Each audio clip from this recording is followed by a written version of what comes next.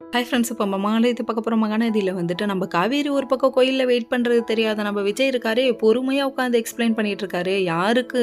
நம்ம வெண்ணிலாக்குங்க.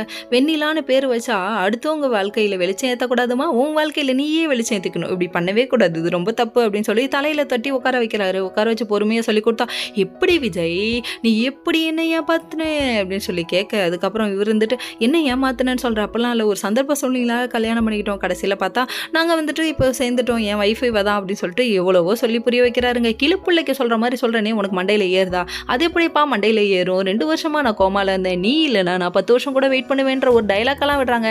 எப்படி உங்க வீட்டில் உங்க அப்பாவும் உங்க அம்மாவும் இருந்திருந்தாங்கன்னா 2 மாசம் கூட நீ வெயிட் பண்ண மாட்டேன், ரொம்ப டென்ஷன் பண்ற நீ அப்படிங்கிற மாதிரி இவரோட ரியாக்ஷனு. அதுக்கப்புறம் தாத்தாவாலையும் பாட்டியாலையும் பொறுத்துக்க முடியலங்க. பார்க்குற நம்மளாலேயே பொறுத்துக்க முடியலன்னா பக்கத்தில் இருக்கவங்களால எப்படி பொறுத்துக்க முடியும்? டே போதும் நிறுத்துடி அப்படின்னு சொல்லிட்டு ஒரு கத்து விட்டு, நாங்கள் தான் நெருக்கடி கொடுத்தோம், அதனால தான் கல்யாணம் பண்ணிக்கிட்டேன், இப்போ அதுக்கு என்ன, இப்போ அவன் லைஃப் செட்டில் ஆயிடுச்சு, அவளை விட்டு போயிடு, அப்பாலே போ சாத்தானிங்கிறாங்க.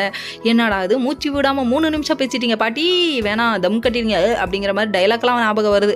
அதுக்கப்புறம் பார்த்தா எவ்வளோ தூரம் சொல்கிறான், உனக்கு புரிஞ்சுக்க முடியும் மனசே இல்லையா, ஏன் பொண்டாட்டி காவேரி தான் அப்படின்றாங்க. கடைசியில் தெரிஞ்சுக்கிட்ட உடனே ஒரு வேஷத்தை போட்டாங்க, அவர் உள்ளே போய் மாத்திரையை எடுத்து போடுறது என்ன, ஐயா அந்த பிள்ளை முட்டாய் திங்குதுங்க, நம்பாதீங்க அப்படிங்கிற மாதிரி ஆச்சு.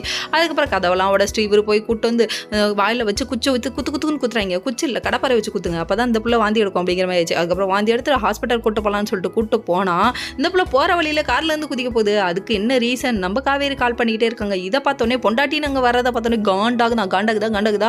ஏமா நீ லவ் பண்ணதுக்கே உனக்கு காண்டாகுதுன்னா அந்த பொண்ணு வாழ்ந்துருக்குமா கூட, அந்த பொண்ணுக்கு நீ இருக்கிறது எவ்வளோ காண்டாகும் உனக்கு தெரியுதா இல்லையா? எருமை காட்டெருமைக்கு பிறந்த எருமை அப்படிங்கிற மாதிரி இருக்கு இவரோட ரியாக்ஷன். அதுக்கப்புறம் வேறு வழியே இல்லாமல் கஷ்டப்பட்டு கூப்பிட்டு போயிட்டு இருக்காரு. Okay friends, next